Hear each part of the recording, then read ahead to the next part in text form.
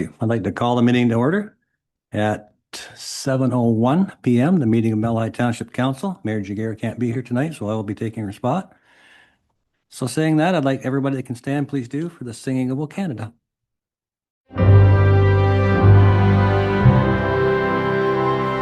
O Canada, our home and native land, true patriot love in all of us command. Car ton bras s'est porté l'épée, il s'est porté la croix. Ton histoire est une épopée des plus brillants exploits.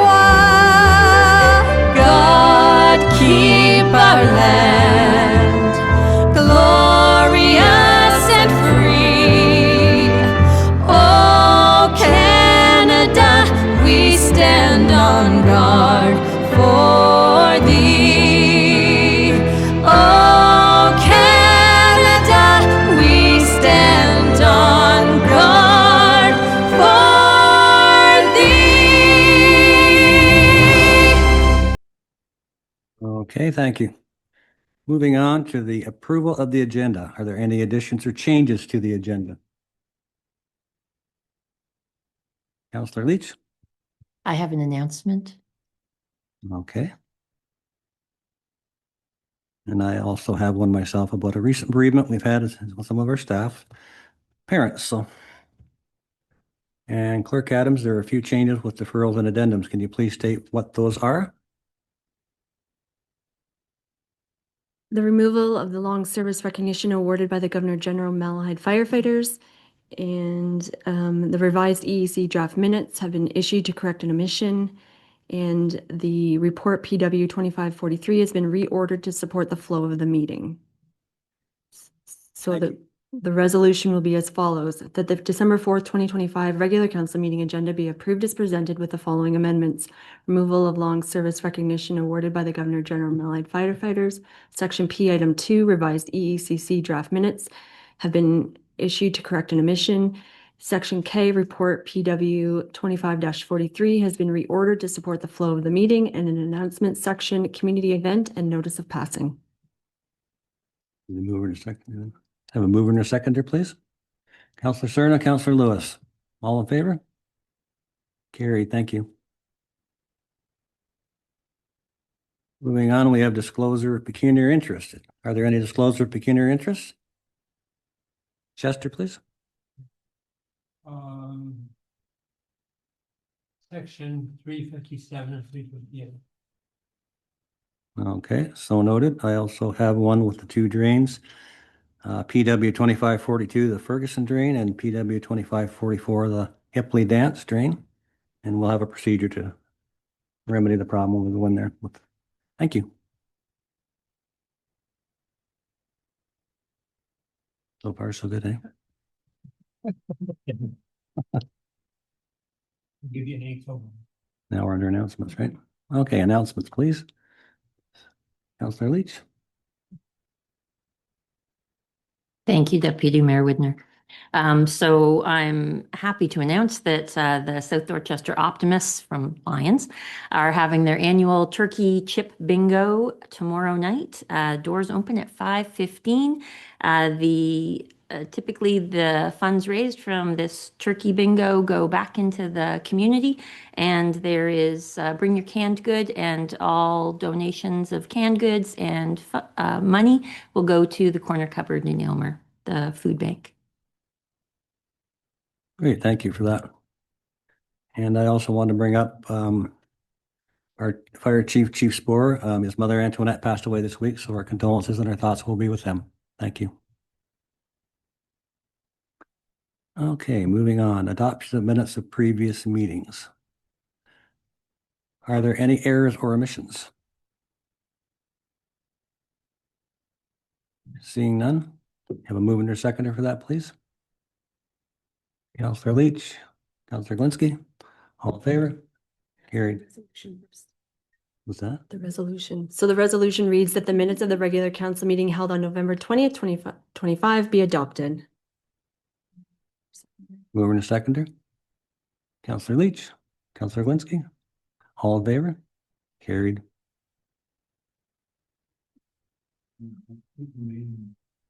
All right. Public meetings and committee of adjustment. There are no public meetings tonight, so we will move into delegations. Under delegations, we have Kettle Creek Conservation Authority, presentation by Elizabeth Van Horen regarding proposed Conservation Authority's transformation. Please come up to the microphone, Elizabeth, and inform us, please.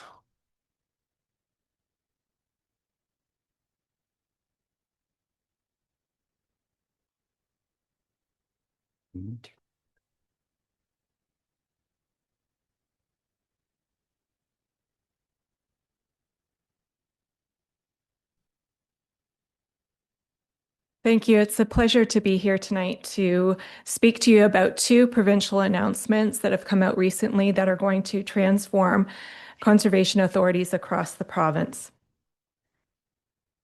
The two announcements that have come recently is the province is moving to create a new provincial board-governed agency, the Ontario Provincial Conservation Agency, and is also moving to consolidate the 36 conservation authorities in Ontario into 7 regional CAs. The province believes these two initiatives will better the patchwork of standards and service delivery across the province, and in their opinion, reduce administrative duplication, all with the goal to make sure that permits are going out the door faster. These announcements have come under a very short timeline. So we found about this in late October, and the Ontario Provincial Conservation Agency was outlined in Bill 68, which it was the budget measure bill, which was already passed into law.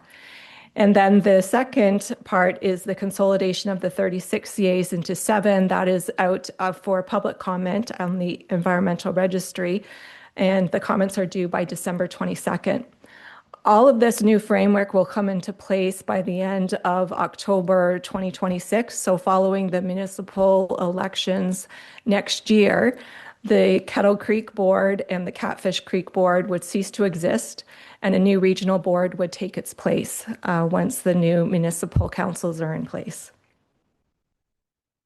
So conservation authorities today, and have been since the early 1940s, have been basically 36 of us across the province, coordinated under small watershed boundaries and very tied in with our local communities and our local municipalities. The municipalities under the Conservation Authorities Act were given rights to create these agencies. You can see the outlines of those 36 on the map in front of you. The province is moving to form them into 7 regional CAs, and the parameters that they've used to come up with the new boundaries is to reduce overlap of administrative duties and balance expertise across the province to provide a continuity of service. The results of this is a very large regional CA for the Lake Erie region, and I think this is exemplified by the map in front of you. The existing Kettle Creek watershed is 520 square kilometers. The new regional boundary will be 20,000 kilometers and will encompass 8 conservation authorities and 81 local municipalities. Just to put that into perspective, the land base of the Kettle Creek watershed is about 3% of the new proposed region. The existing framework that we work under today is those 300 municipalities in Ontario are feeding into 36 CAs, and each of you appoint representatives to those boards based on the population that you have in that watershed.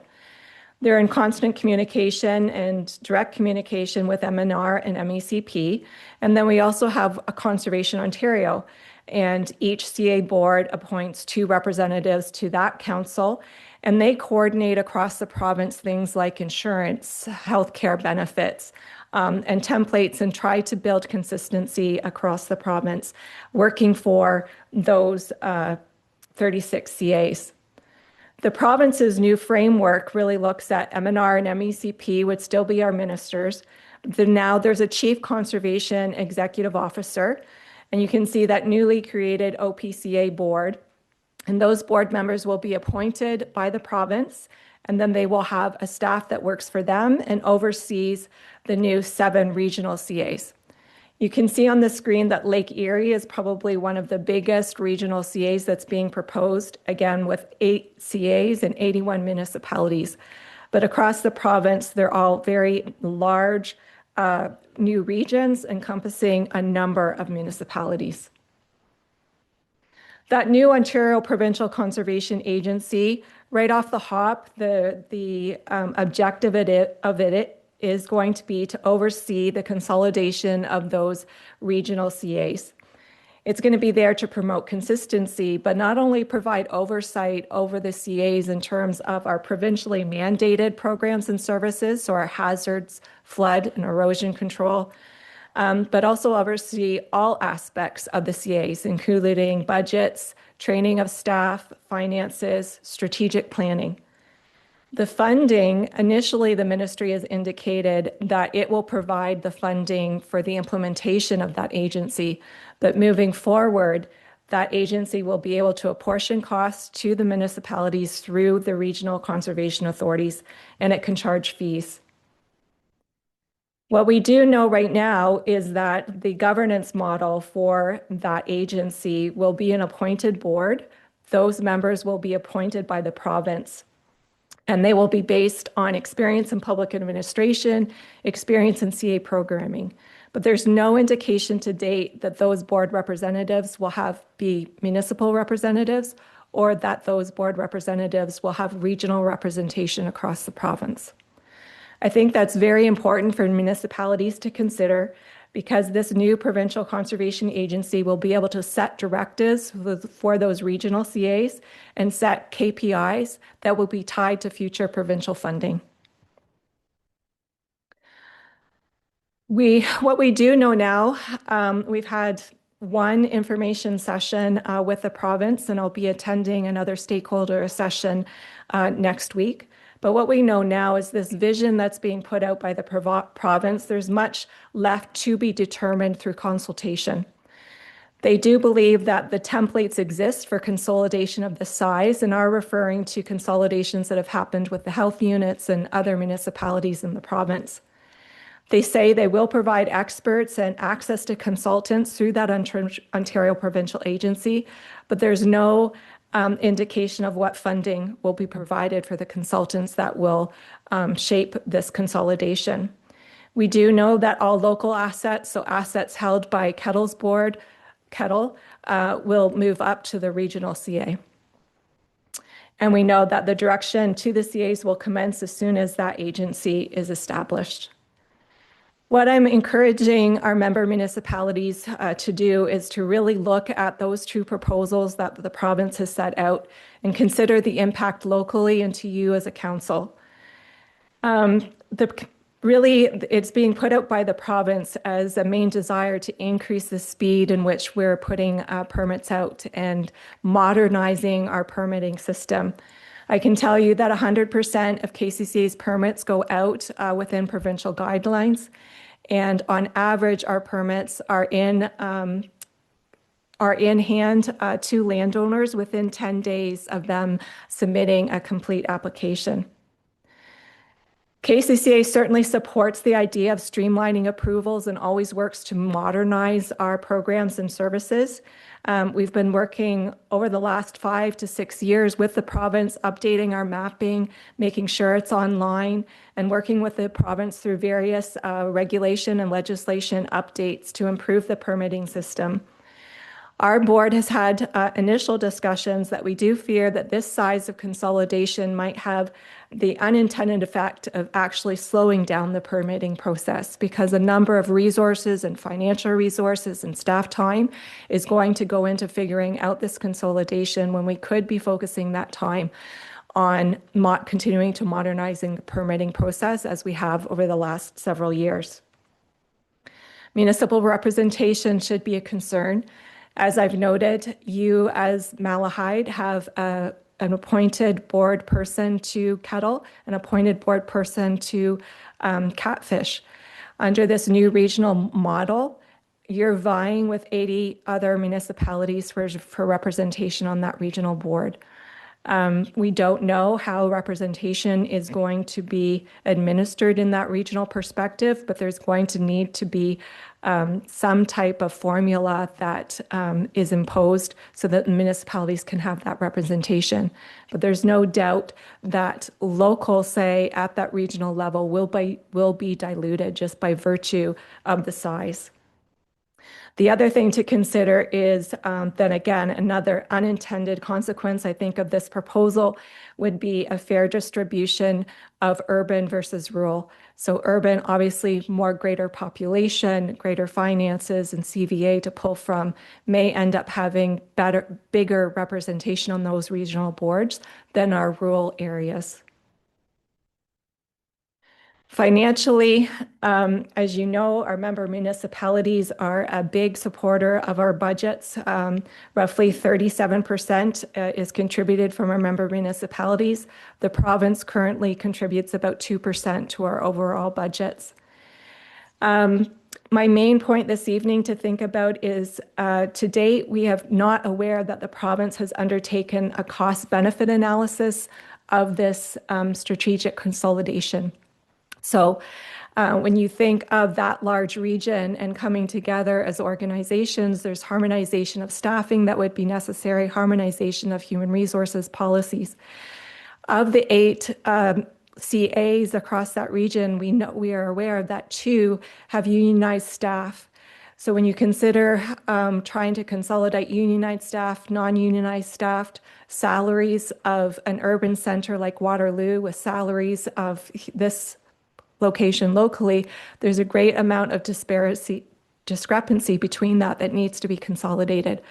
So when you think of that, there's actually cost increases that are there, but there's no sense really of what benefit is going to offset that. So without a cost-benefit analysis, there's a lot more information that we need to make sense of these consolidations moving forward. The analysis is local. We need local representation. We need local control over how our finances are being administered. We need local control over what programs and services are going to impact our municipality and our local watershed. That's been the basis of CAs right from the very beginning, that the local municipalities see a need within the communities and work together to fix that with local input, local dollars, and with the local community. That's what we stand to lose in this large consolidation that's being proposed. Our community members trust you. They trust us because we're local, we're the people they live with. And that's what we face to lose in these larger regionalizations. So as you look at those proposals and consider the consolidation, either as just landowners, staff, or municipalities, I'd ask you to consider that the CAs have been working to modernize, looking at standardized policy, looking at technical guides. We're even open to e-permitting services. And our board strongly believes that those modernization can happen without necessarily consolidation. But if consolidation is necessary and this goes through, we strongly recommend that we look at a smaller regional scale so that local governance can still be a part of the CA's future, that local offices and existing staff levels can be maintained, and we continue local programs and services.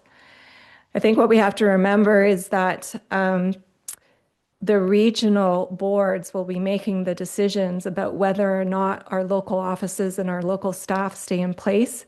It's important that we have local voice at those regional boards to make sure that we're well represented when those decisions are made.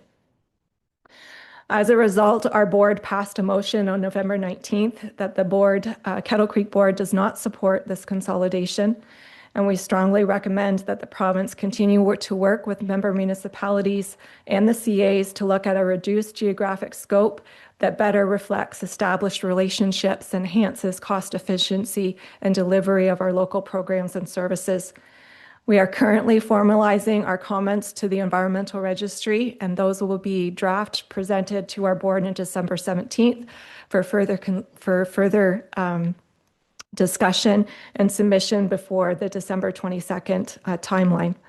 I would encourage this council to look at our motions and several other motions that are being put out by neighboring municipalities, neighboring CAs, and work possibly with staff to come up with comments yourselves to the environmental registry. This is an important topic, and I think probably the most transformative thing that has happened to the CA since they formed. Thank you. Thank you very much, Elizabeth. Very informative, and I do agree with you. Local representation is probably the way to keep going. Any questions or comments from any members? Oh, lots of them. No, Councillor Cerna first, please. Thank you. Again, I have to agree, very, very informative. A couple of things. One, you mentioned finances. I'm sure everybody, each conservation area now has reserves. When they want to amalgamate, what happens to each one's reserves? I know Catfish Creek has reserves, and they need those to draw on to keep things alive, and I'm sure Kettle has some. What happens to those reserves when the government takes over and you get these big amalgamations? What happens to that money? To Councillor Cerna, I don't have the answer to that. We've asked some questions to the province on that. That's where I refer to in the presentation. What they've said is the local assets would be now regional assets. I think it'll be important, as I said, then for those regional boards to have local say in how those reserves are used. It's the hope that local resources would stay local. But again, that decision, I believe, will be at the regional level. So the money that I use Catfish for an example, the money that the Catfish Creek reserves have could go somewhere else. It's a big area, like you said, and there's no guarantee that it would stay here. And yet, the contributing people to Catfish wouldn't see a benefit to it, and they've built it up over years. To Councillor Cerna, yes. I can't give any guarantees. Like I said, I don't know the answer to that other than to say that the local assets would be the regional assets. I would say the sentiment that you raise is shared by all CAs, and I'm sure all boards would have that concern. But whether or not that transfers when the decisions are made about what happens to those reserves, there's no guarantee. Okay. The other point I want to make is normally people learn from their mistakes, and obviously the government isn't one of them, because they've done this many a time where they keep thinking bigger is better. And I think they've taken over 7 or 8 school boards across the province now. And Thames Valley is a good example that they've had to take it over because its spending was out of control. Management was mismanaged. And yet here you have a giant school board, and Elgin County has 2 representatives on it, which in Elgin County goes from just outside of Tillsonburg to Rodney. And that giant area has 2 representatives. And now you're saying with this giant amalgamation, we might not even have a representative on this board because it's going to be provincially picked.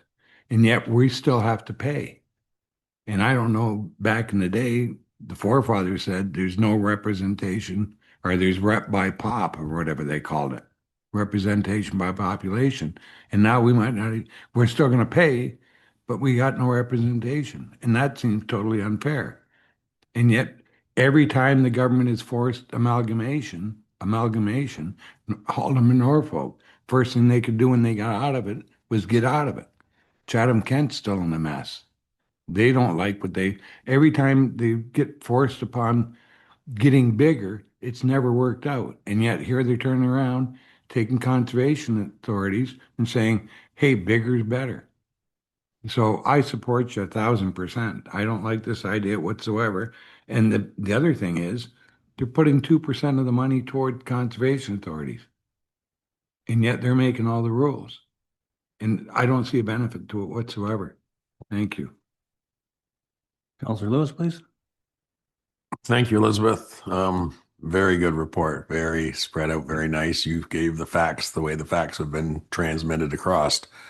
One important thing is where can people, like not just us, because that's coming later here, where can people go right now or tomorrow or after they see this meeting to go and have their own voice heard online? Where where would they go to get that? Where would they do that? Yep, they want to go to the Environmental Registry of Ontario. It's up on the website. If they go to our website, we have all the information that they need there, including the link to where they can post the comment and background information on what they should be concerned about. And what's your website? kettlecreekconservation.on.ca. Awesome. Okay. Yeah, and a couple notes if I can follow up. Like our region is so unique and to be compared to somebody like Orangeville, and they say they're going to have consistency and faster service. Some of the projects that have gone on in our region here, you're not going to get any faster service than what we get from the people we have locally doing the job that's preventing our environment from having issues. I don't think the higher ups really care too much, obviously, from their first plan they've got here. So yeah, it'd be nice to see every municipality come up with their own concerns, because our concerns are definitely going to be bigger and better than, like, I'm going to use for an example, like maybe Orangeville or something that's at the tip end of our region now. Well, I don't think they've got migrating birds. I don't think they've got cliff banks. I don't think they have anything that we have. And how we couldn't have a say in what gets done in these flood zones and areas that are very important to our environment. And I don't believe that got exercised in any way at all. And they use this word harmonized. That word, I don't really, it doesn't mean other than anything than the higher ups are keeping their positions and the lower tiers are getting tossed aside. And that's very unfortunate because we're very granted to have the people we have doing what we do here. And yeah, so, and if I can say, hopefully our own municipality and others can come up with their own, like I was saying, their own reason. And if that can be like almost like a motion that we put out something from our municipality that states how it's going to affect us here in our region. But thank you very much for your presentation.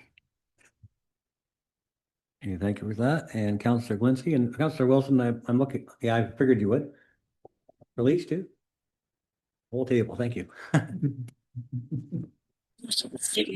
There we go. Can you hear me? Yes.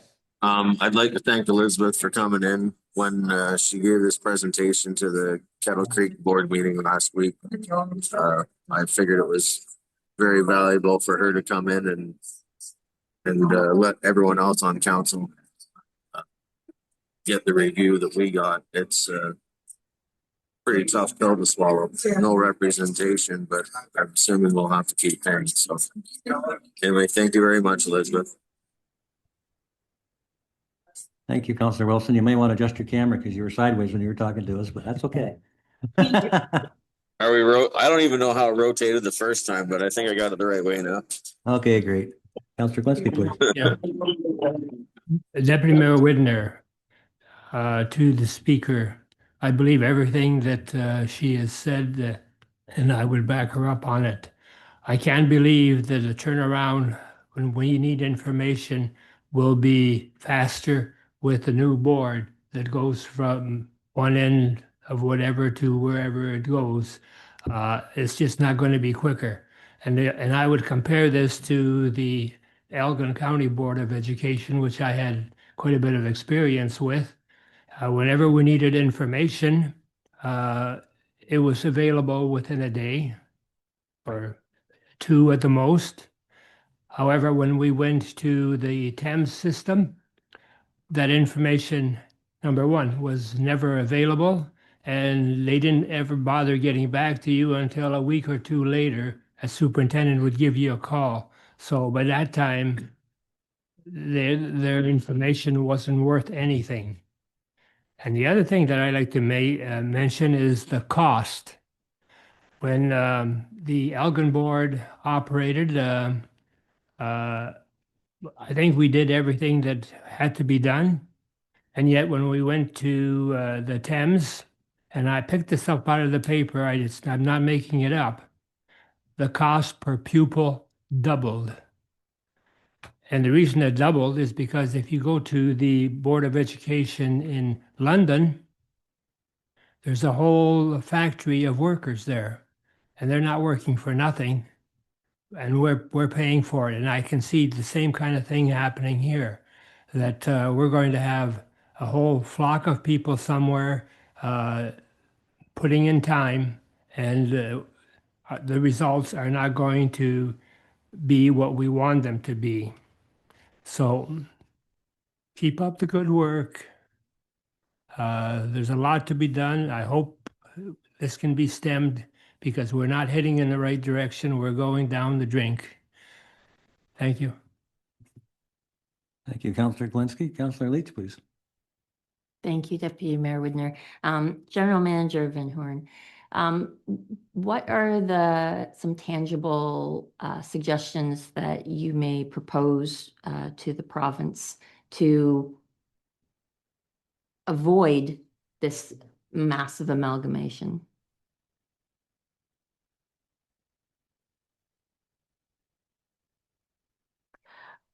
To Councillor Leach, I think the board is working on those comments right now, so I don't want to preclude like their discussion. Based on our initial discussion, it very much is a push to recognize that this is too big. It needs to be smaller. We need to look at the existing relationships that are already existing on the landscape. CAs work very closely together, Kettle and Catfish. I've looked at shared services before, same thing with Long Point.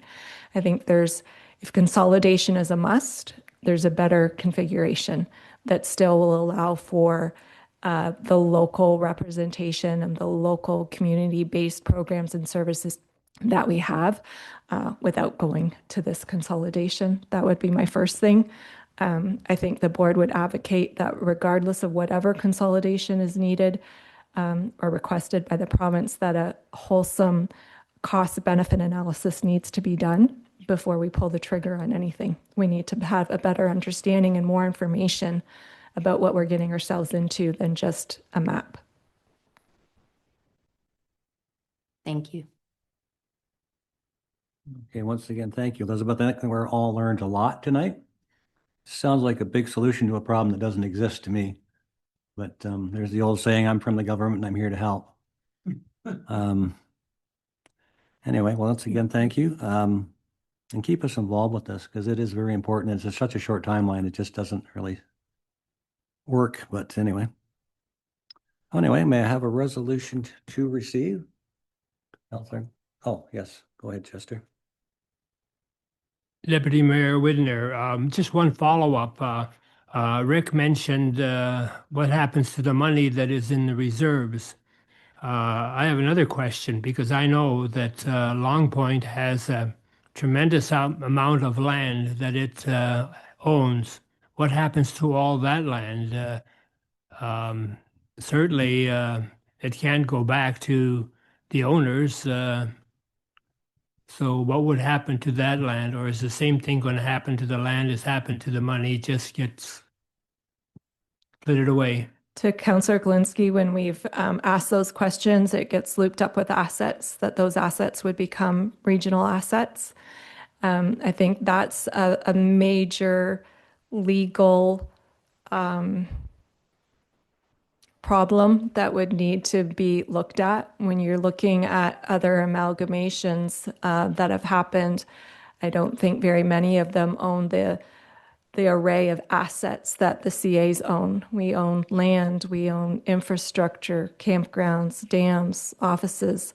Very few amalgamations that I know of fall with that full spectrum of assets that need to be looked at and fairly looked at, because I would hazard that, certainly I can only speak on behalf of Kettle, that we would be going into this regionalization with only assets and no liabilities. I can't say that for everyone that's going to be grouped into this region, and I think that would be a concern for member municipalities as well, that we're only paying for the things that we've committed to, not paying for what other decisions have been made in this region, unfortunately. Councillor Sarna, please. Yeah, thank you. I do know that there's some assets that conservation authorities have authority over that were donated or given that have caveats on it that you can use it for eternity as long as it's in you look after it, but you can't sell it, you can't do this, you can't do that with it. So if the government wants to take it over, you're going to have a problem there because now it's a whole different situation. So that's going to be something too, because I know Catfish Creek just came into this chunk of ground too. So I don't know if the family donated it, and God only knows. I don't think they want to donate it to the government or a regional authority. It was given to Catfish Creek. So same thing with White's Woods or White's Pond. That wasn't given to give to a regional authority. So it's going to be a fun time till next October, I'm sure. So good luck to you. Thanks again. Okay, thank you for that. And actually, Councillor Lewis brought up a good point. This is a very unique area and we hate to lose our control and lose what we have here, so. Okay, moving on. Can I have a resolution to receive? That the presentation received from Elizabeth Van Orn of Kettle Creek Conservation Authority regarding the proposed Conservation Authority's transformation be received. Mover and seconder, Councillor Cerna, Councillor Glinski. All in favor? Carried. Thank you, Elizabeth. Okay, we'll move on to approval of business, consent agenda. Last meeting, there was one item regarding recycling collection for non-eligible sources on the committee agenda. Is there any further discussion on this? And if not, can I have a resolution? Whereas at its November 20th, 2025 meeting, the Committee of the Whole recommended to Council item A, and be it resolved that Council adopts the above recommendation from the Committee of the Whole. Mover and a seconder, please. Councillor Lewis. Councillor Cerna, all in favor? Carried. All right, moving on to new business. FIN 2521. Applications for assessment adjustments. Deputy Treasurer Hoover, you're on. Thank you, Deputy Mayor Widner. Through you, I present report FIN 25-21, applications for assessment adjustments under section 357 and 358 of the Municipal Act 2001. This report is to present the year-end tax adjustments received for council's consideration and to authorize the treasurer to adjust the tax roll for the qualifying properties. The total reduction associated with the current applications is $13,337.42, of which $6,053.44 represents the township share. The budget for property tax adjustments for 2025 is $102,500. So far in 2025, $92,262 has been utilized. Approval of these applications results in the township remaining within its approved budget for 2025 for tax adjustments. Thank you for that. And that's always nice to know that we're in a good spot. All right, any questions or comments from anybody? Seeing none? The report number FIN 25-21 entitled Applications for Assessment Adjustments under Section 357 and 358 of the Municipal Act 2001 be received, and that pursuant to Section 357A and D of the Municipal Act 2001, the township's treasurer be authorized to amend the township's tax collection roll for the amount of $13,337.42. Mover and seconder, please. Councillor Lewis, Councillor Leach. All in favor? Carried, thank you. This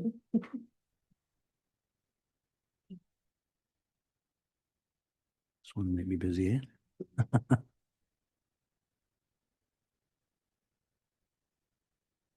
All right, the next report is FIN 2522.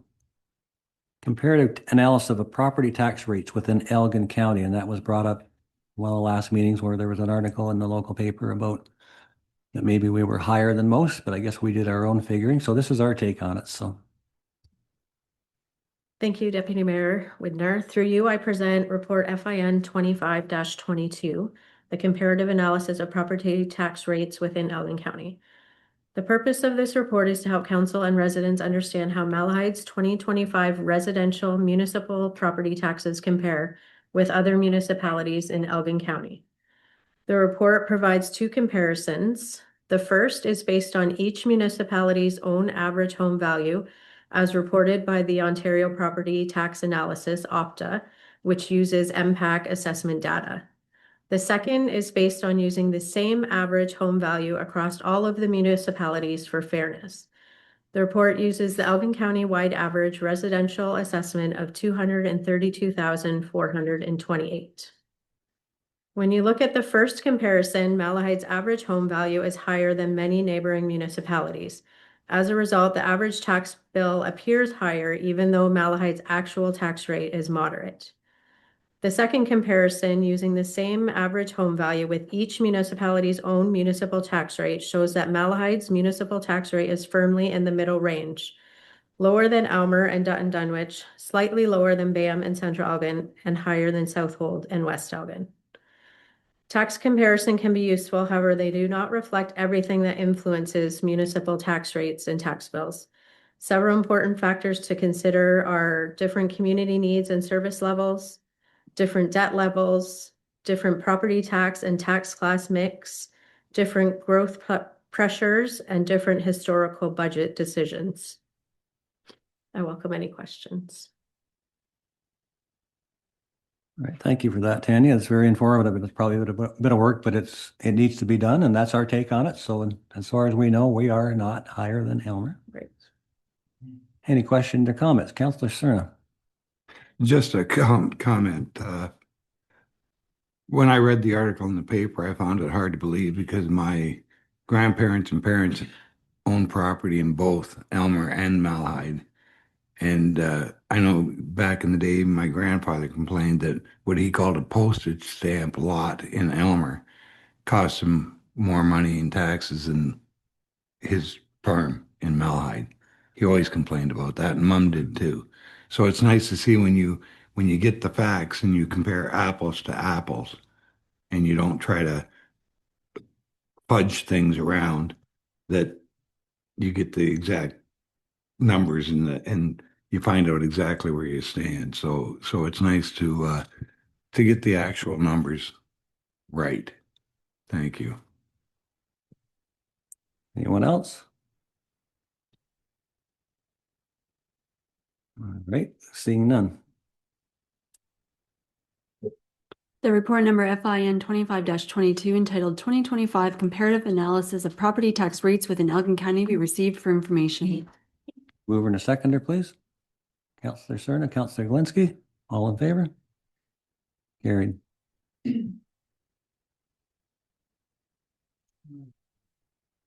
Your final report, Tanya, FIN 25-23, temporary borrowing bylaw. Thank you, Deputy Mayor Widner. Through you, I present Report FIN 25-23, the temporary borrowing bylaw. This bylaw is to authorize the temporary borrowing from time to time to meet current expenditures during the 2026 fiscal year. The bylaw provides authority for the head of council or the treasurer to borrow such sums as the council considers necessary to meet until taxes are collected and expenses for the municipality. The lender from whom such funds may be borrowed is the Royal Bank of Canada. Okay, thank you for that. A resolution. Any questions or comments on that? Tanya. Thank you for that. Then seeing none. That report number FIN 25-23 entitled Temporary Borrowing Bylaw be received, and that bylaw 25-64 be given a first, second, and third reading. Moving seconder, please. Councillor Leach, Councillor Galinsky, all in favor? Carried. Thank you for that, Tanya. Moving to Public Works, PW 2540, off-road vehicle bylaw renewal. Director Godby, please.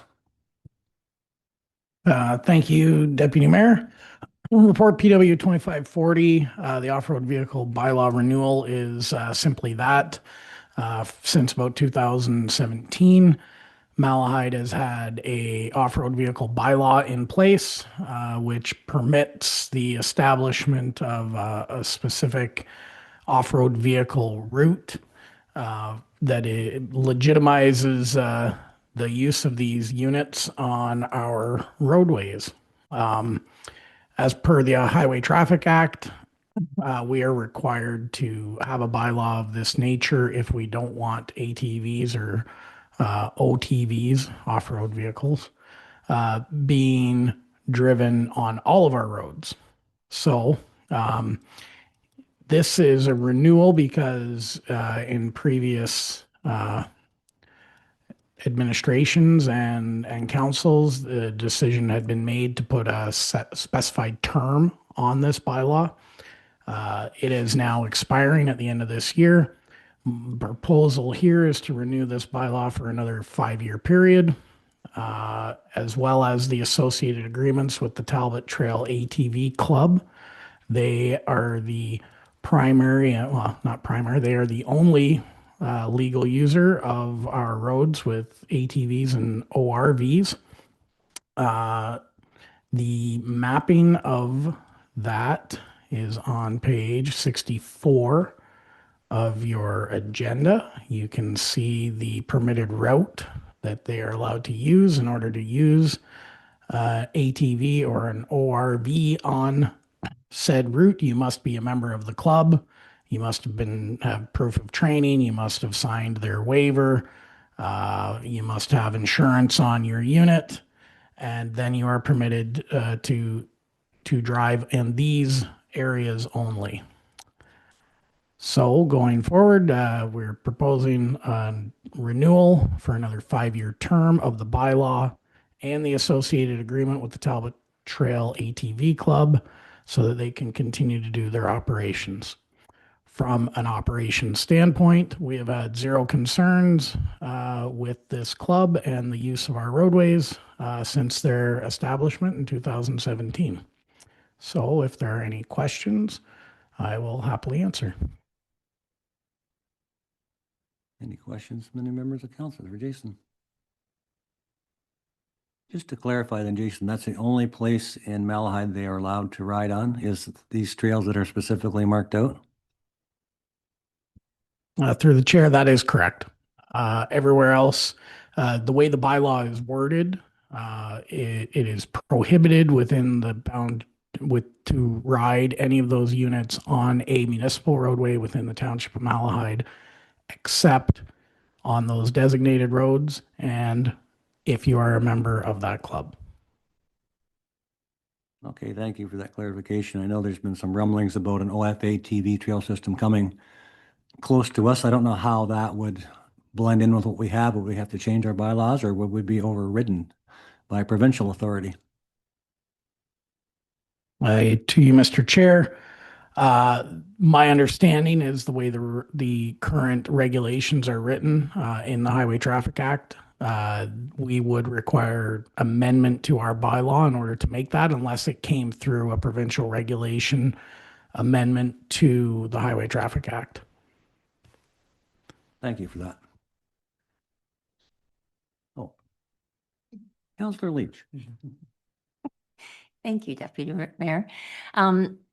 Is this our bylaw officer who is the one to enforce this, or is this enforceable by the local police force, OPP?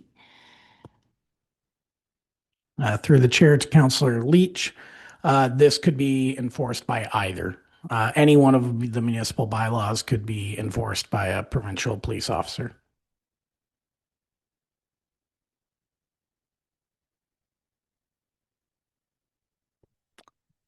Any more questions? Anybody at all? Johnny's up there. Okay, a resolution, please.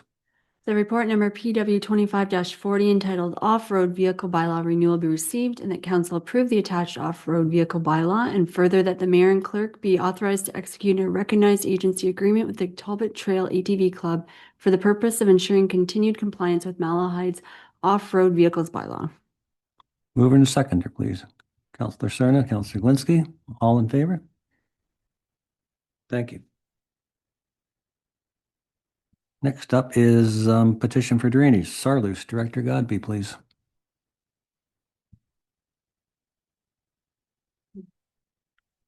Thank you, Mr. Chair. Through you to council. This petition for drainage has been received as a result of the draft plan of subdivision approval that council has gone through back a few months ago on Dorchester Road, just in the edge of the hamlet of Kings Mills Corners. We are suggesting that council appoint Peter Penner from CJDL, or Cyril J. DeMeyer Limited, to prepare the engineer's report in order to establish the drainage system that is required to support the approved draft plan of subdivision. If there are any questions, I will happily answer. Any questions from any members of council? All right, seeing none. The report number PW 2543 entitled Petition for Drainage Sarloos be received and that Peter Penner of Cyril DeMeyer Limited be appointed to prepare an engineer's report pursuant to Section 4 of the Drainage Act, RSO 1990. Mover and seconder, please. Counselor Lewis, Counselor Wilson. We'll get you. All in favor? Carried. Prior to the next two reports, I will declare pecuniary interest and will vacate the chair, and there's a procedure, I guess, to fulfill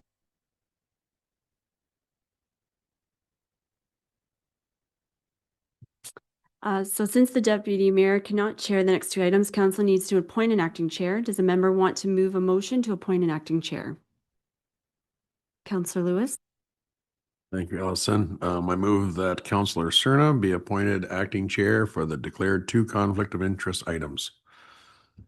So there is a mover. Is there a seconder? Councillor Leach. All those in favor? That is carried.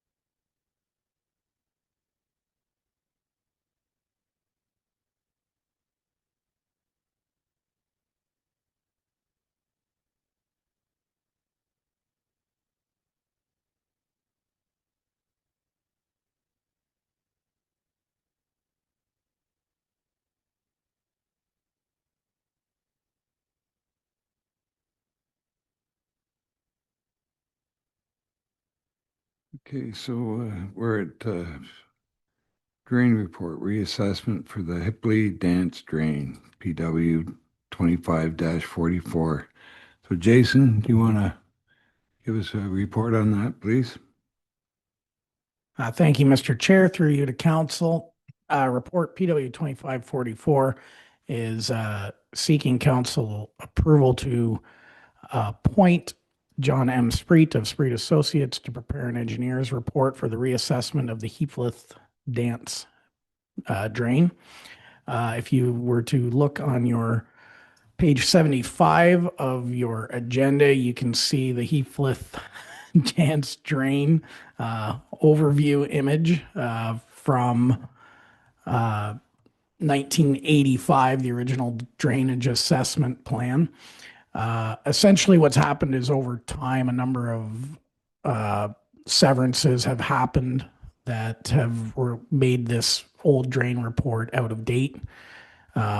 This is something that staff have discovered just through our daily operations. So in order to ensure that all of the properties within this drain watershed are being assessed their proper maintenance costs, we are suggesting that this drainage report be updated.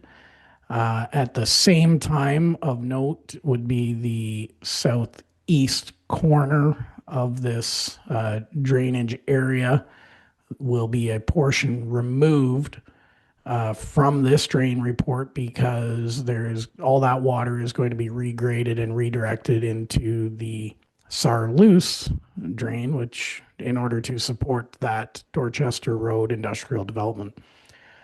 So basically, this is a housekeeping item, but it's to ensure that there's fairness and equality of assessment to all those people who are receiving benefit from this drain. If there are any questions, I will happily answer.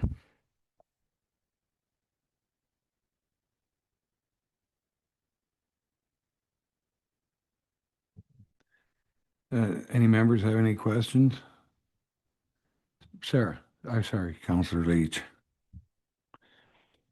Thank you, Councillor Cerna. In future, our assessments when a drain or severance comes up, being looked at in the bigger scheme of drainage work to determine that something like this does not occur and have to be retroactively adjusted? Through you, Mr. Chair, to Councillor Leach, that is an excellent question. And yes, processes have been put in place now when anyone is seeking a severance of property. One of the conditions of severance that council is frequently suggesting, and the county is also imposing upon the severance itself, is to have a drainage reassessment report done. So that happens for each and every property now. When a severance is submitted, we deal with it right off the hop then. Some of these older drains or areas where there might have been the odd severance years ago, they may not have happened. And as we discover these things or they are brought to our attention, we will continue to review and make recommendations like this to get things corrected. Yes, it's Hipley. Save you some stress. I was going to say that it's Hipley, not Heathcliff. You sound like Red Skeleton.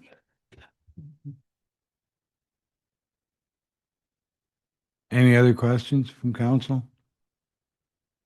No? Okay, may I have the resolution, please? That report number PW 25-44 entitled Drain Report Reassessment Hipley Dance Drain be received, and that John M. Spreed of Spreed Associates be appointed to prepare an engineer's report for the reassessment of the Hipley Dance Drain. All those in favor? Opposed? Oh, sorry. I need a mover and a seconder. Councillor Lewis, Councillor Glinski. All those in favor? Opposed? Motion's carried. And next we have request for improvement Ferguson Drain. Okay, request for improvement Ferguson Drain, PW 25-42. Thank you, Mr. Chair. Through you to council.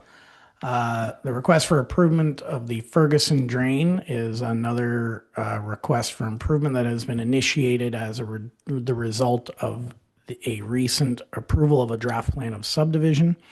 If you look at page 67 of your agenda, you can see the property along Rogers Road, where council may recall that we have given draft plan approval for, I believe it's 11 lots to be developed there. In order to facilitate this, the existing underground drain there that is shown in the blue dashed line is going to be intercepted at both the north and south property lines, and it's going to be reconfigured in order to fit the new road network that's going to be overlaying on this, as well as to avoid any building lots where homes may be constructed. Once that is complete, another branch of this drain will also be established in order to provide drainage service to these newly created lots and the roadway. In order to accomplish this, we are recommending that John M. Spreet of Spreet Associates be appointed to prepare the engineer's report, and he will work with the engineer for the subdivision development in order to make sure that everything works seamlessly together. If there are any questions, I will happily answer.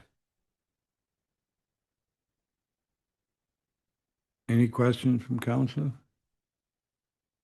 No. So we have a mover and a seconder. Moved by Councillor Glinski, seconded by, Councillor Wilson. We can forget he's hanging up there. All those in favor? Motion first. Oh, God. Just a second, my laptop froze on me. That's why I thought we'd skip that part. Okay. The report number PW 25-42 entitled "The Request for Improvement Ferguson Drain" be received, and that John M. Spreet of Spreet Associates be appointed to prepare an engineer's report pursuant to Section 78 of the Drainage Act, RSO 1990. Okay, so moved by Chester, or Councillor Galinsky, seconded by Councillor Wilson. All those in favor? Opposed? Motion carried.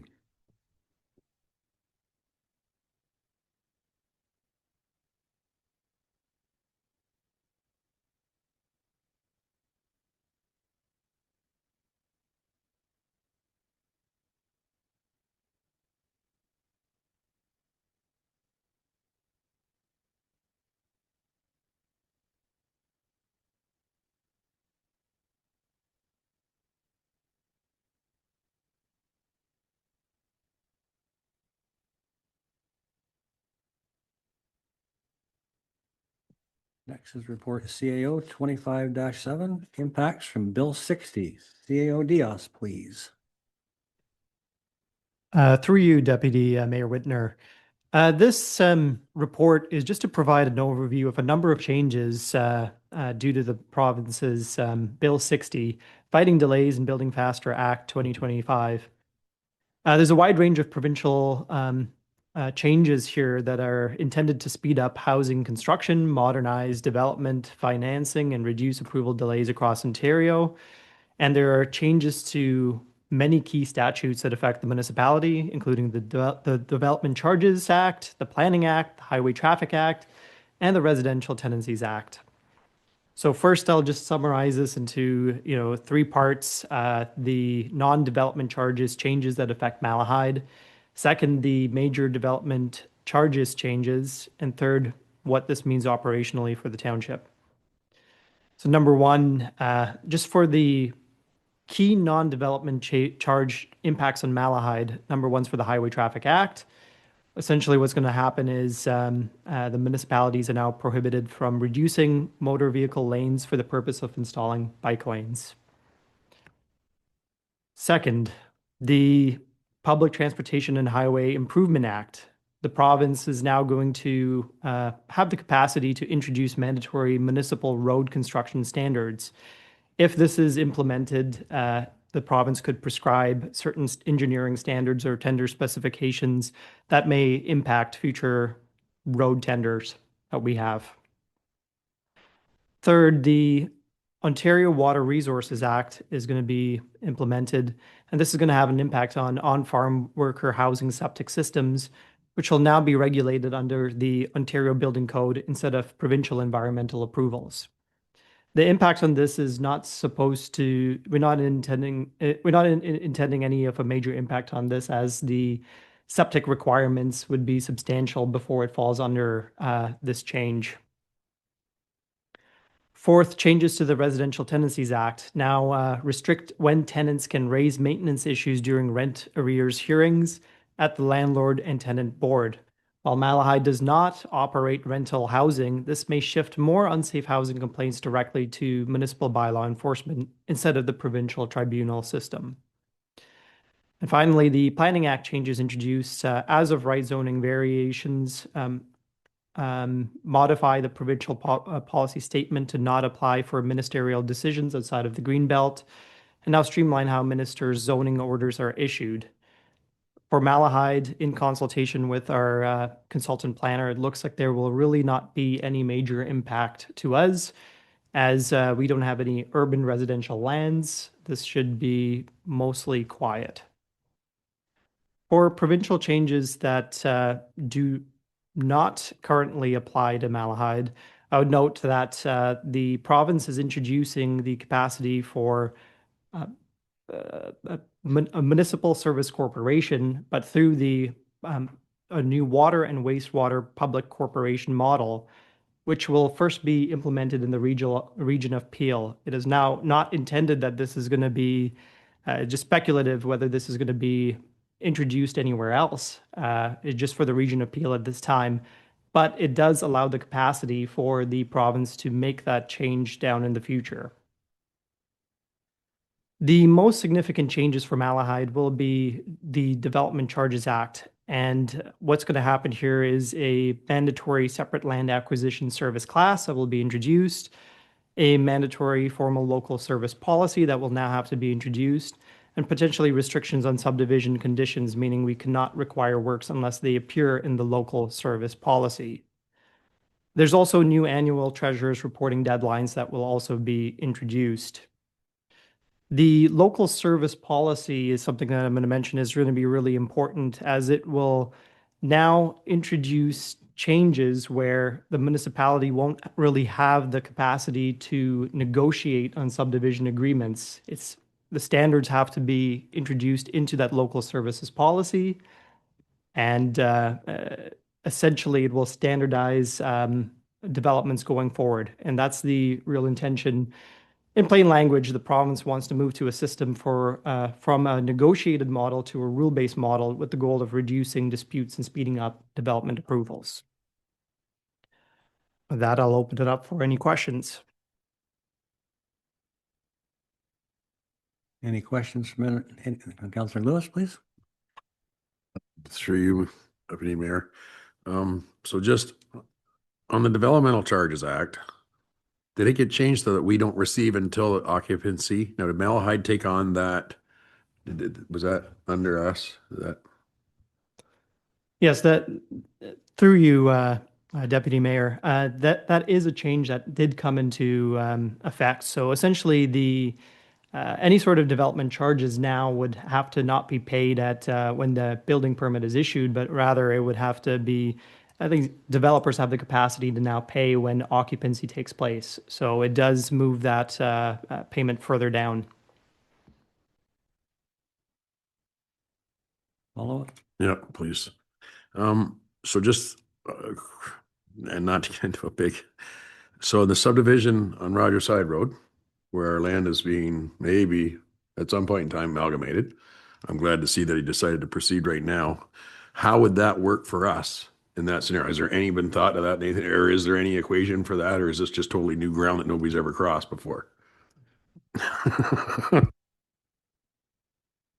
Through you, Deputy Mayor, there's a number of timelines introduced in the legislation in which we have the capacity to implement these changes. So in other words, the key thing that we'll have to do is make sure that our development charges background study is updated in 2026. And that will be the key document that will allow us, along with a formal local services policy, to introduce a lot of changes that are now compliant with this new legislation. So essentially, based on that, is going to determine what would be the local services that are impacting certain areas in the municipality. Anyone else? Councillor Leach, please. Thank you, Deputy Mayor. So does this limit the local aspect of a subdivision that would be going in, because we don't necessarily fit the same model as a largely urban area, and they're very specific to the location that they are set up in? Does this impact our ability to negotiate some of those terms, or do we need to have our homework done ahead of time and have everything set up so we know what we want before something shows up? Through you, Deputy Mayor, it is certainly more the latter, where we would have to do the homework ahead of time. And that's just part of the model that is being introduced here. It's to standardize development and reduce negotiation. Of course, when you have the capacity to negotiate, you can take into account the very local and unique, nuanced criteria that you can incorporate into that negotiation for that subdivision.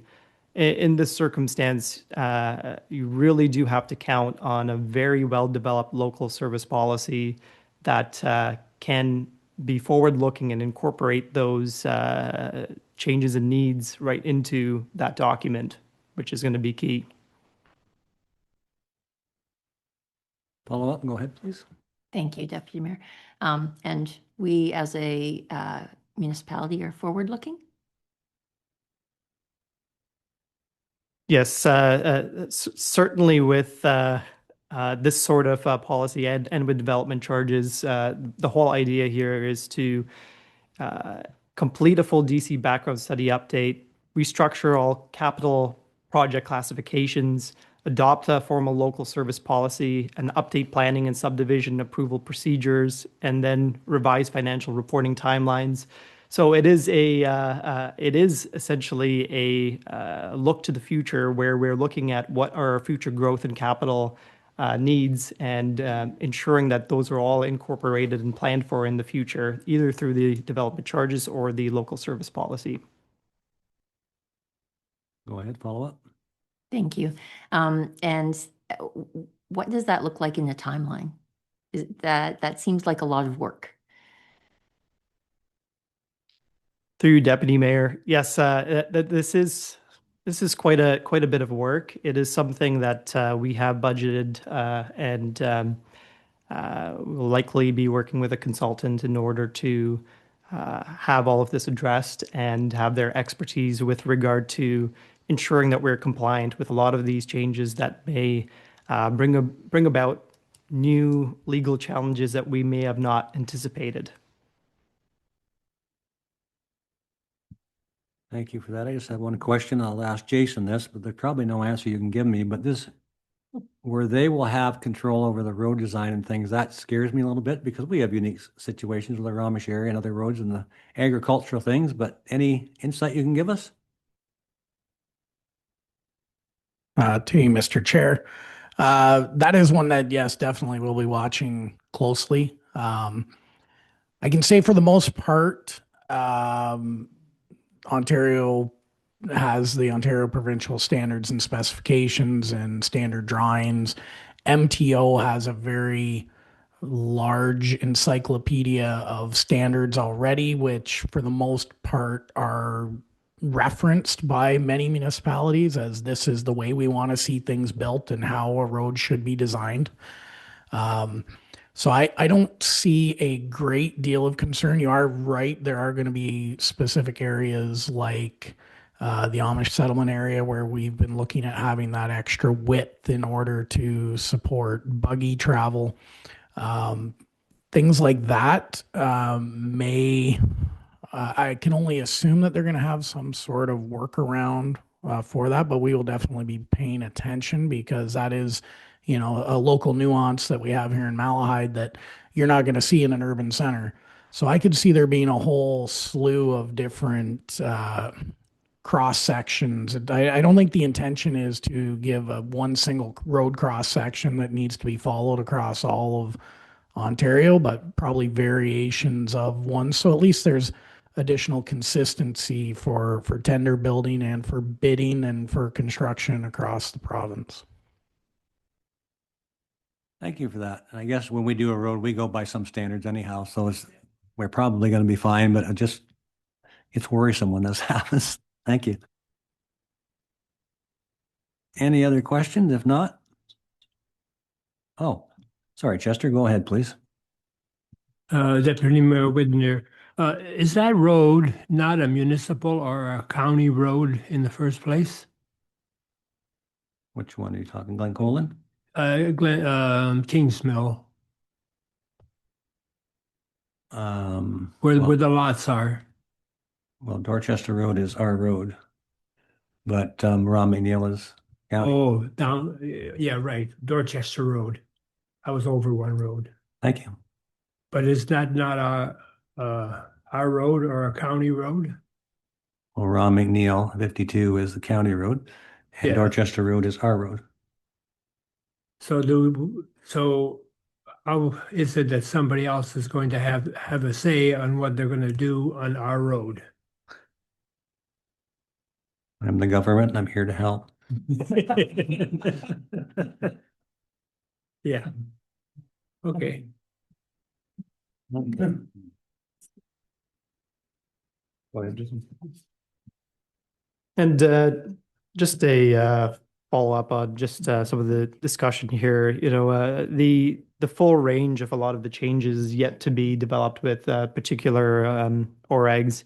And with regard to even this road building standards, it may be simply that the province may state that they don't want bike lanes in the specifications of the tenders to support their first change.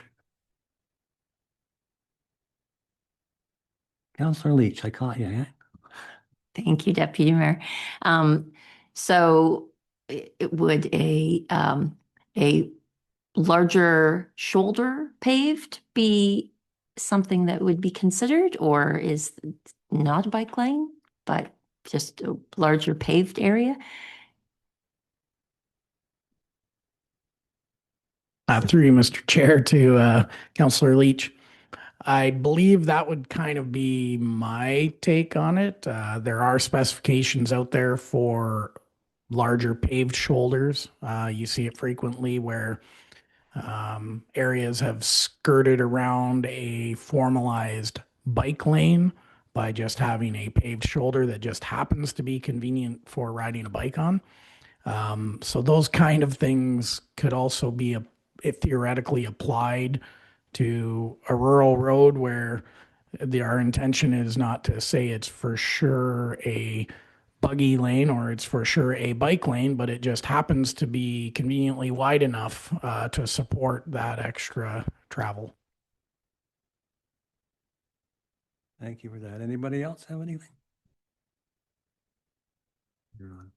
That report CAO 2507 entitled Impacts from Bill 60 Fighting Delays Building Faster Act 2025 be received for information. Over and a seconder, please. Councillor Cerna, Councillor Leach, all in favor? Carried. Okay, moving on to bylaws. There are 3 bylaws for consideration tonight related to items previously discussed tonight. If there are no questions, can I have the resolution? Is there any questions? Doesn't appear to be. That the following bylaws be now read a first, second, and third time and finally passed. Bylaw 25-64, temporary boring bylaw. Bylaw 2561, use of off-road vehicles. And bylaw 2562, ATV agreement with the Talbot Trail ATV Club, Inc. Mover and seconder, please. Councillor Lewis, Councillor Leach, all in favor?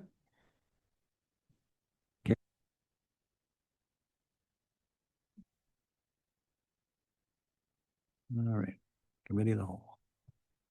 This brings us to Committee of the Whole. Can I have a resolution, please? Resolved that we do now move into the Committee of the Whole. Mover and seconder, Councillor Cerna, Councillor Wilson. All in favor? Carried.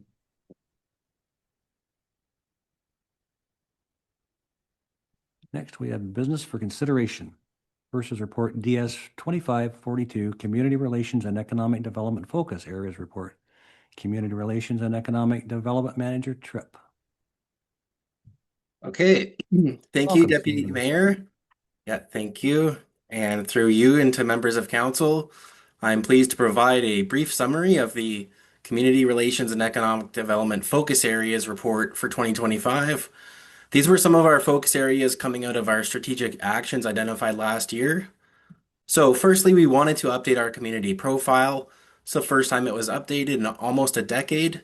The content within it communicates Malahide's strengths to prospective investors, businesses, and partners, and lends itself as a positive first impression to those unfamiliar with our township. Secondly, to outline our commitment to our engagement to our community, in strengthening that in 2025, we expanded our presence across the community at events such as the Port Bruce Micromobility Session, the Springfield Family Fun Day booth, the annual satisfaction survey, and the Springfield Walkabout, and other events that allowed residents, businesses, and developers to engage directly with the township. This increased staff's visibility and helped build stronger relationships with our community organizations. Looking at our development services enhancements, this year we improved our development review capacity through the addition of a junior plans examiner. As a result, pre-consultations increased 25%, and we were able to maintain our 3-day communication standard. We learned that prompt communication is the most valued part of the process, and these improvements helped us deliver on that. In 2026, we will continue strengthening communication and refining our processes as development interest continues to grow.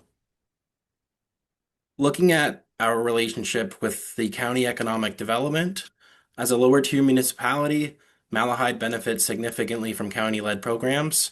We actively contributed with Malahide's interest to the updates to the county official plan, the economic development strategy, as well as the ELG incentive CIPs, which we plan on leveraging for the township. This partnership directly supported 5 business meetings as a result of county referrals, and we will continue leveraging regional events and marketing platforms to promote local businesses and investment opportunities. Lastly, the grant funding summary. Our grant activity in 2025 remains strong. We had 14 total applications that were applied to or approved in the fiscal year.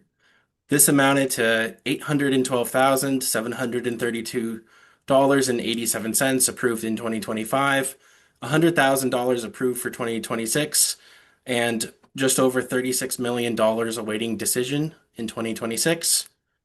In summary, 2025 was a year of measurable progress in strengthening data, engagement, development service delivery, economic partnerships, and receiving external funding. Looking ahead to 2026, our focus will be continuing on our process improvements, expanding our grant pursuits, and advancing tools that support responsible growth and strong community relationships. If there's any questions, I'm happy to answer them.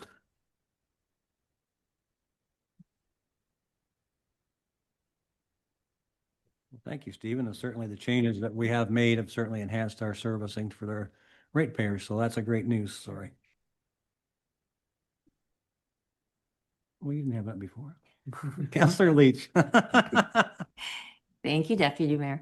I would just like to thank Team Malahide for all the great work on the grants that have been written, have been approved, are in transit to waiting decision.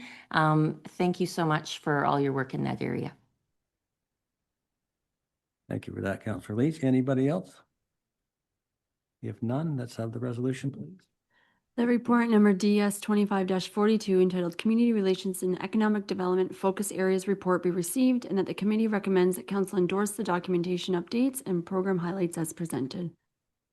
Mover and seconder, please. Councillor Cerna, Councillor Lewis.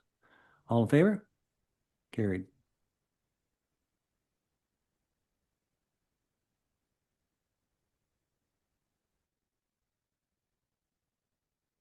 Would anybody like a break at this time, or do you want to just continue on? You promise? You're on. Thank you.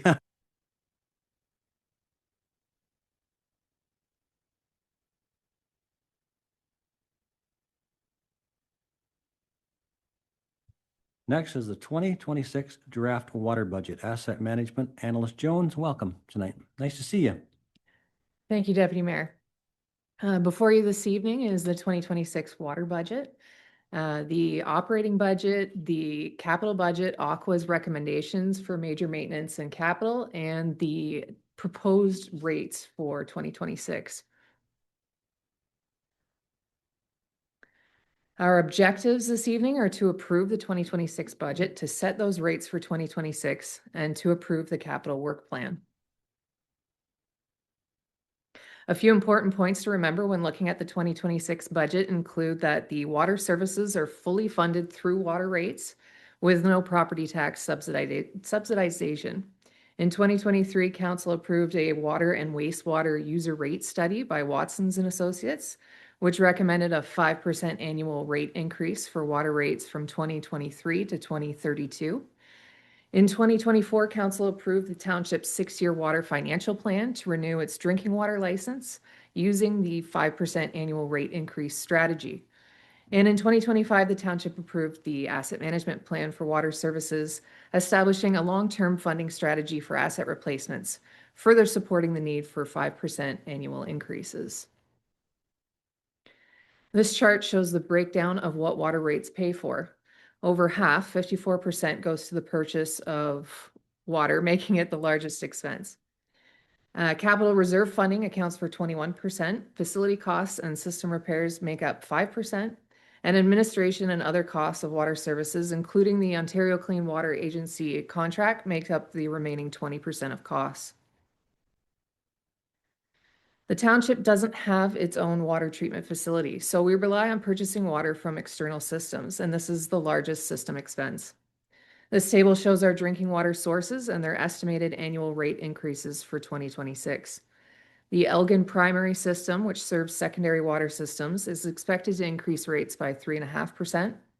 The Port Burwell area secondary system, which serves the Malahide system along the lake, will see a 7.5% increase.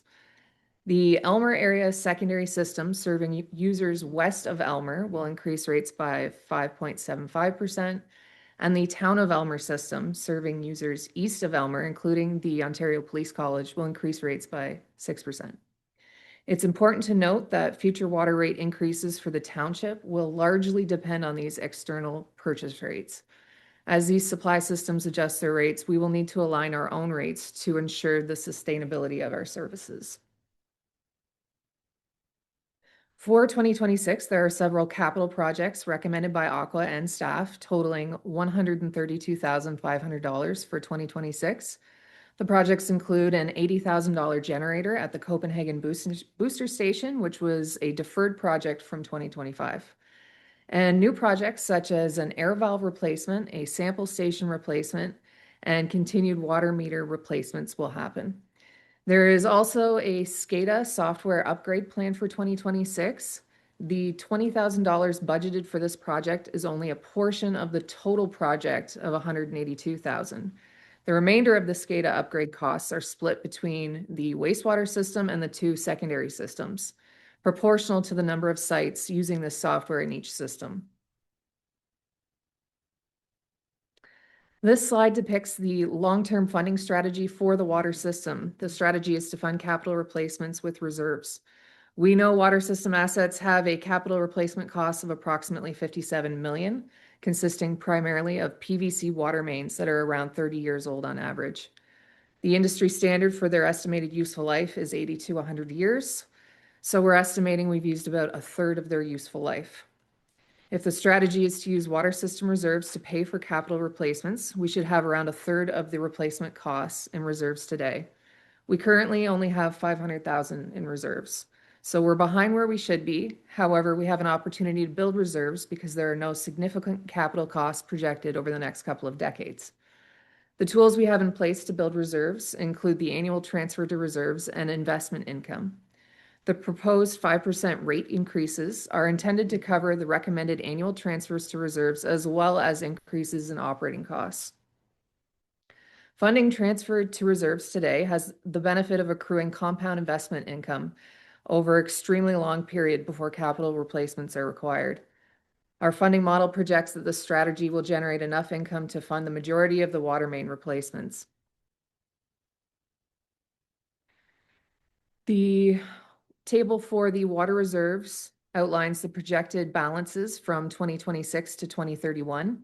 We're starting 2026 with a balance of $510,000, and annual contributions to reserves over the forecast period will average $303,000 annually. These contributions include both direct transfers from user fees and annual investment income. By the end of 2031, the reserve is expected to grow to approximately $2 million, providing a strong foundation for future infrastructure replacement needs. Staff are recommending a 5% rate increase for 2026 as recommended by the Water User Rate Study. Comparing rates, the quarterly base charge will increase from $90.76 in 2025 to $95.30 in 2026. The volumetric rate will rise from $5.43 per cubic meter to $5.70 per cubic meter. This translates to an increase in the annual water bill of $72 for an average household, or $6 monthly.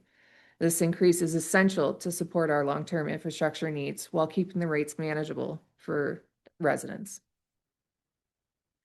So the recommendations tonight are to approve the 2026 capital and operating budgets and to approve the water rate increase for 2026. Are there any questions? Any questions from any members of council? I just have one, Talia, if I could ask. You said $80,000 for a generator. Is there one there now, or is this a new installation? To you, Deputy Mayor.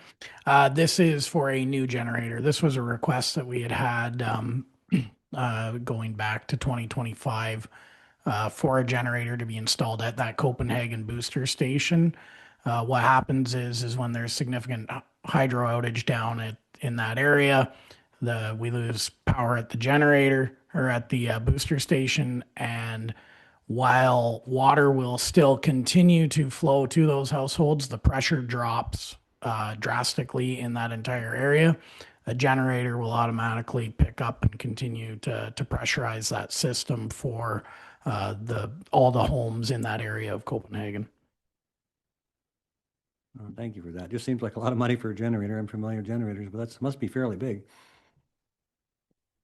Through you, that 80,000 is also inclusive of the actual engineering work that had to be done in order to support that installation.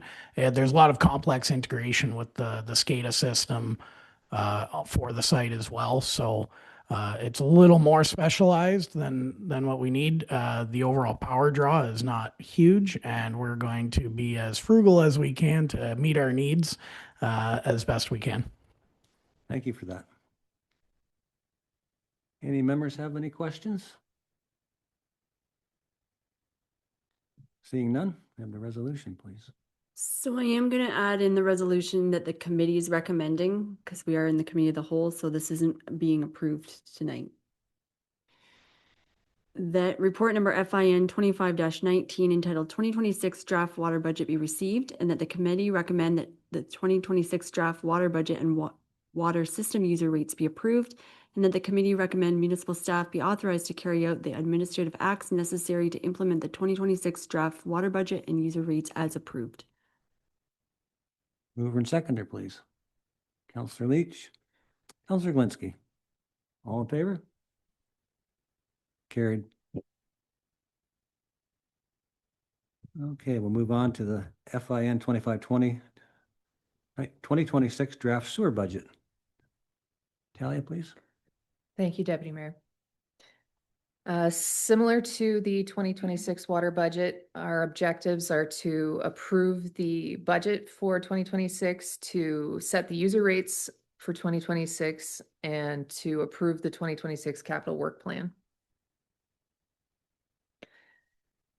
And there are a few important points to remember when looking at the 2026 budget. First, that wastewater services are fully funded through user rates with no property taxes subsidizing the service. Second, the 2023 water and wastewater user rate study recommended a 3.5% annual rate increase from 2023 to 2032. And in 2025, the township approved the asset management plan, establishing the long-term funding strategy for asset replacements, further supporting the need for 3.5% annual increases. This shows the breakdown of the wastewater service costs. Around 47% goes to capital reserve funding. Facility costs and system repairs amount to a combined 19% of expenses. These costs are associated with the township's 2 pumping stations, force mains, and collection mains.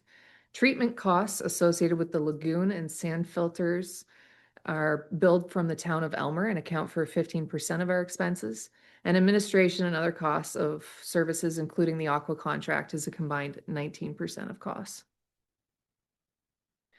For 2026, the capital projects recommended by Aqua and staff include the replacement of the UPS at both the Springfield pump station and the OPC pump station, the SCADA software upgrade previously mentioned, manhole inspections, and the replacement of an air release valve on the force main.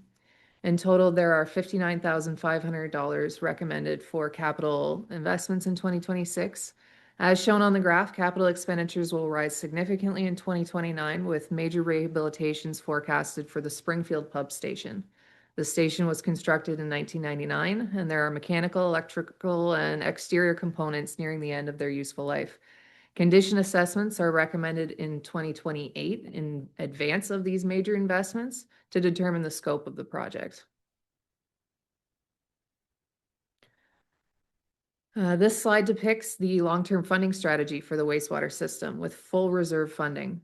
The township's wastewater infrastructure is currently valued at $38 million, comprised primarily of collection mains.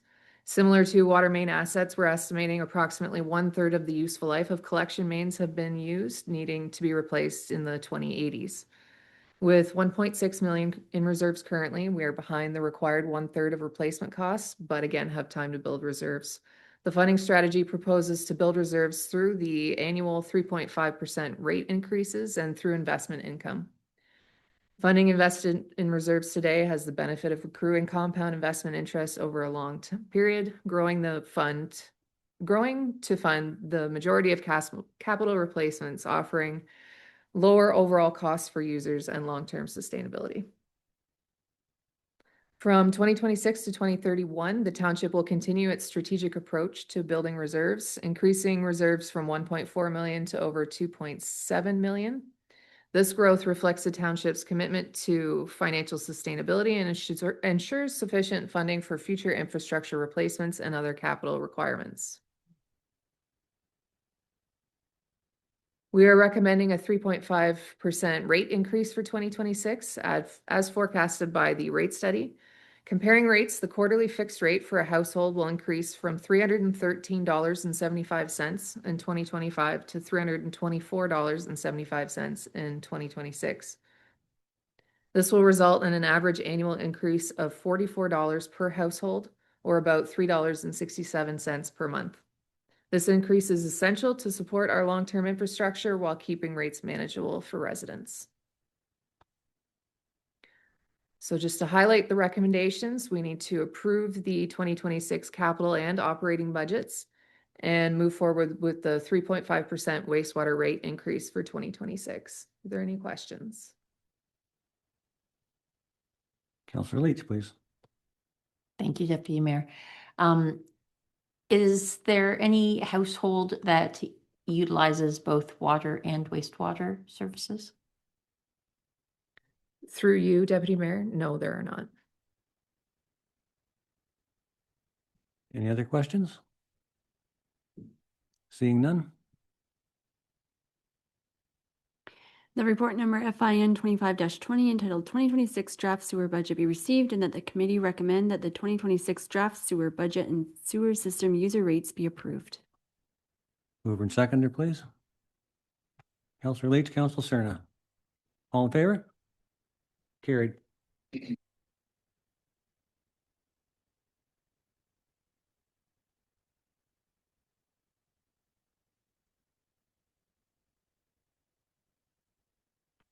Okay.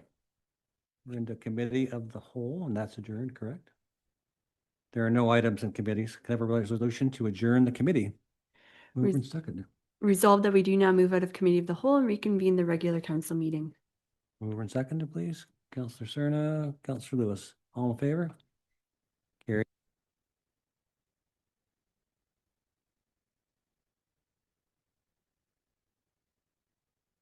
All right, should we just move forward instead of having a break? All right. All right, correspondence. There are 18 items in correspondence. Are there any that anyone wishes to discuss? And I imagine there is.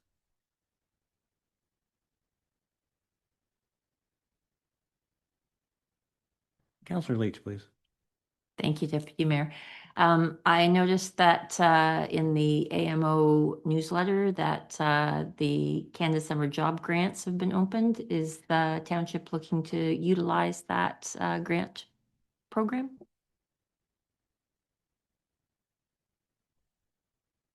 I guess. Through to Jason, please. Through you, Mr. Chair, to Councillor Leach. Yes, through our HR department, through Sue, we have applied for our 2 usual summer positions. I believe that funding usually doesn't get announced until February, but we, like we do every year, we have applied, and fingers crossed that they give us some money.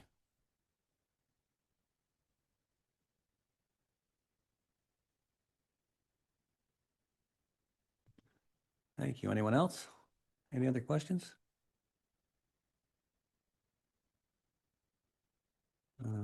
At this time, I wonder, should we support some of these conservation authority? Just to at least put our opinion out there to support them? I don't know if anybody else has any opinions on that, but I'd be open to that. Councillor Leach. I would be open to supporting all of the Conservation Authority correspondence from neighboring and other municipalities. You'd move that, would you?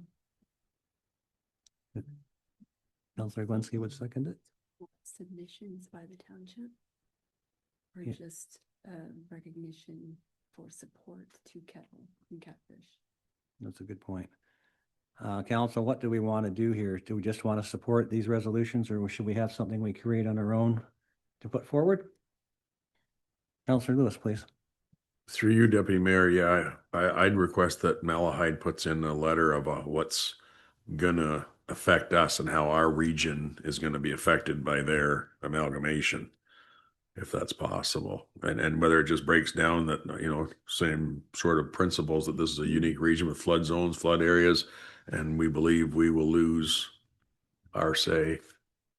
If there's something like that, that can be, staff can do. Councillor Diaz, would you like to comment on that?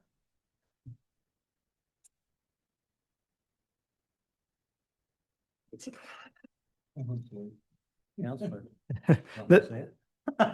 Through Deputy Mayor, that's certainly something that staff can look into. I would note that there is a period, right, of consultation, though, that is the timing may not be quick enough to allow for that note to be brought to attention. That's just something that I would just bring to everyone's attention. So there may be 2 things to do here, possibly support the existing letters and then work on creating something of her own. Thank you for that, CEO Diaz. What's council's wishes? Would you want to support these 2 letters and then have our own, or what would you like to do? Councillor Leach, please. I would be in favor of CEO Diaz's recommendation. Anyone else have any comments?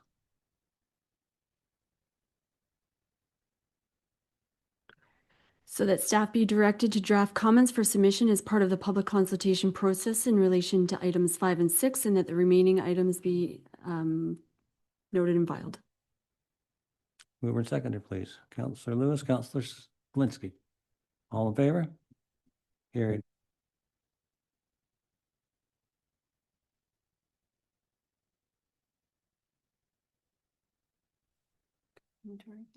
Yeah.